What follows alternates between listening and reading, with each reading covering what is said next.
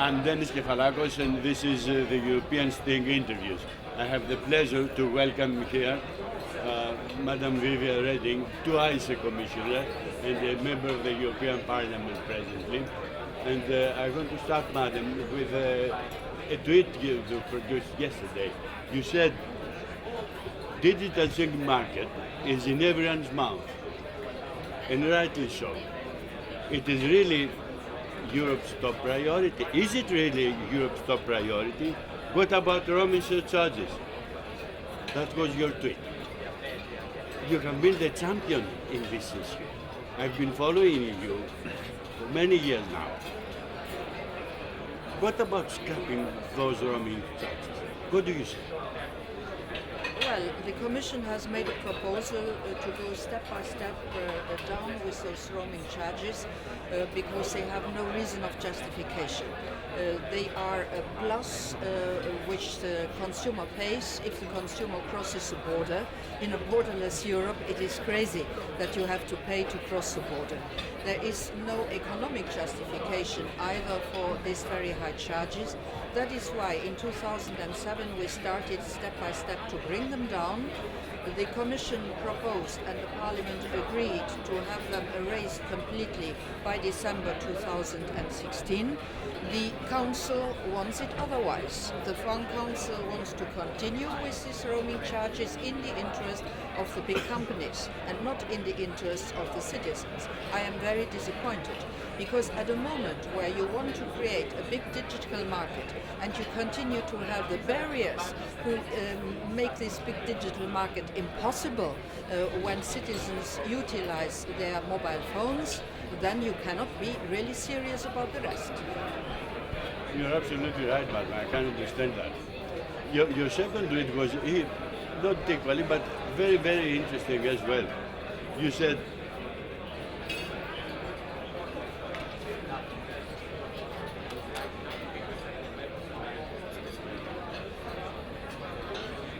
empowering citizens, consumers to take control over their data builds trust in digital services. That was your tweet. Can this issue actually, madam, present a major impediment in the relations with the United States of America? The free flow of data is important for our companies who operate worldwide. And it is important for European companies, it is important for American companies. But there is not only the free flow of data, there is also the protection of the data of the citizens, which go together. And there is a third element. What kind of definition do we give by national security exemptions? Do we make them horizontal, as our American friends would like to do them? That means no rules at all. Or do we want to define very clearly what a national exemption can do?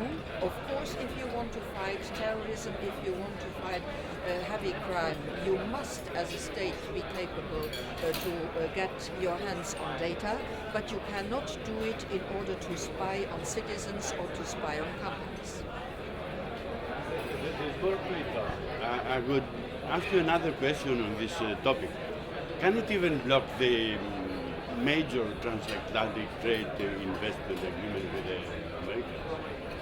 The European Parliament has been very clear on this, and not because it is the European Parliament, but because it has to go with the treaties. And the treaties make the protection of the personal data one of the European principles. And we do have a law of 1995 in order to put this principle into a practical everyday happening.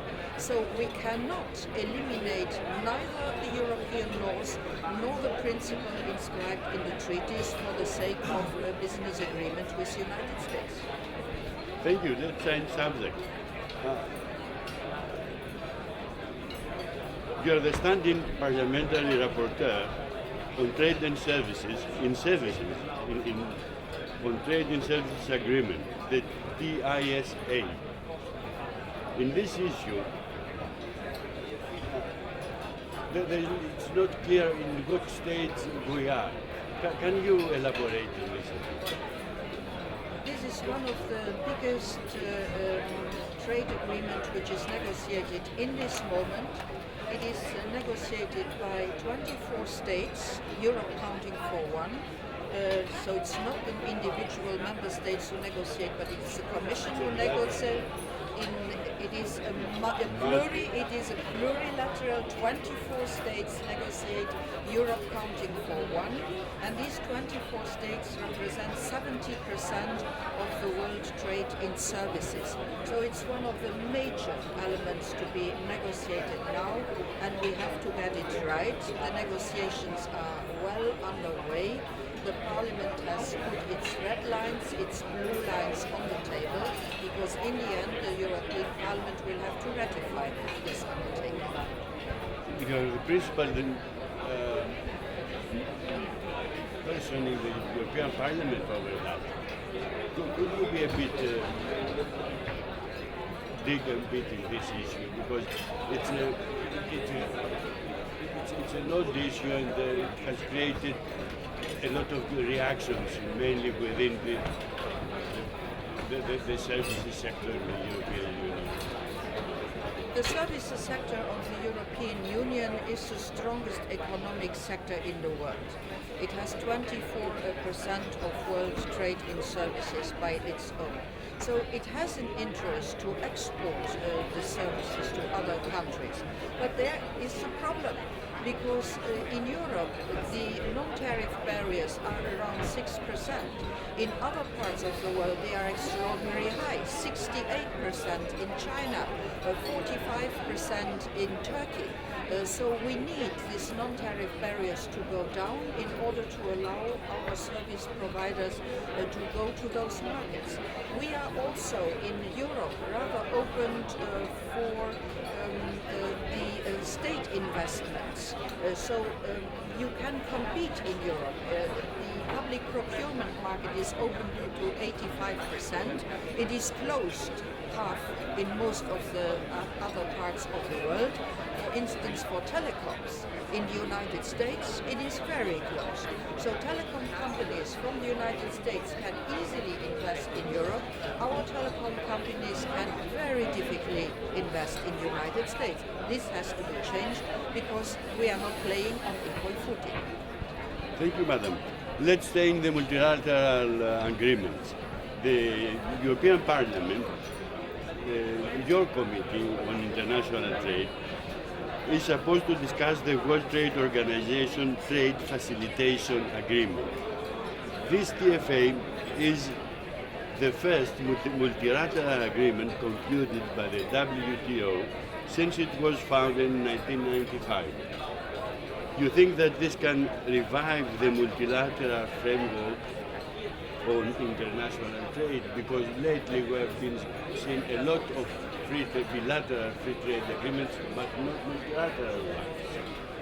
Our experience is that multilateral, so having the 160 countries of the World Trade Organizations negotiating together, is not possible anymore. And that because there are too many differences, there are too many different opinions, and to bring them all together is not working.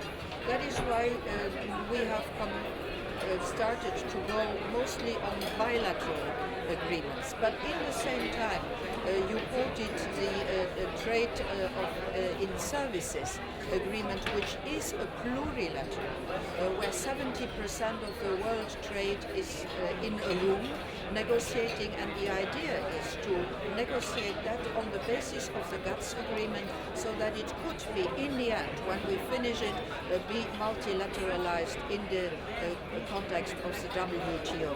So it is better to be some around the table who want to get something done and leave it then open to the others to join, but have them all around the table makes that you cannot achieve anything.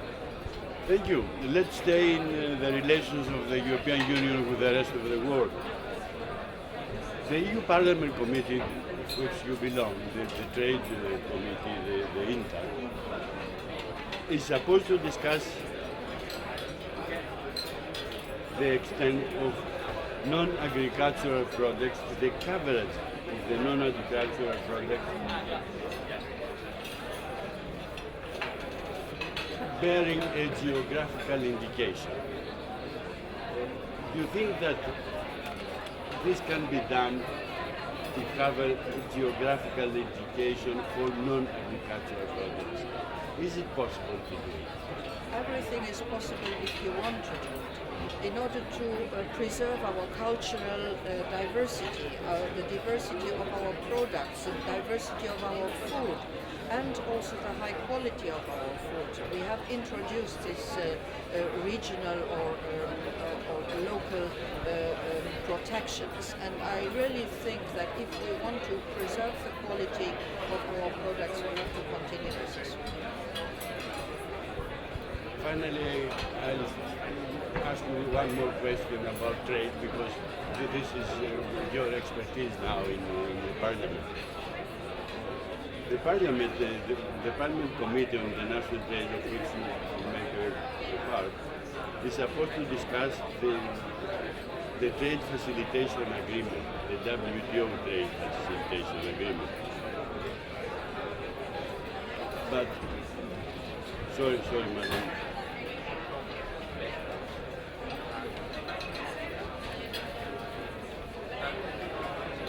My last question will be on democracy. Uzbekistan is a country that democracy is not in its high points, I would say. The trade maps in the European Parliament are expected to return to the scrutiny on the situation in Uzbekistan currently.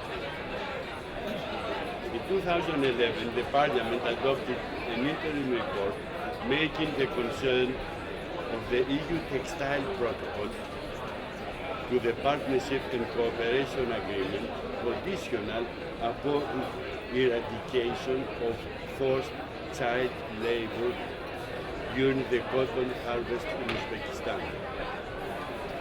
The INTA members kept the pressure for progress on human rights via a regular dialogue with the Commission, the International Labour Organization, the Uzbek ambassador, and the civil society. On 7 May, today, these stakeholders will return to give the latest update, enabling your committee, the INTA committee, to take stock of the progress in Uzbekistan. Can you comment on that? What do you feel that will be the outcome? I cannot only comment on Uzbekistan, I have to comment on all the places in the world where forced child labor is unfortunately on the agenda. And it is of utmost importance. It is of utmost importance that we get that right.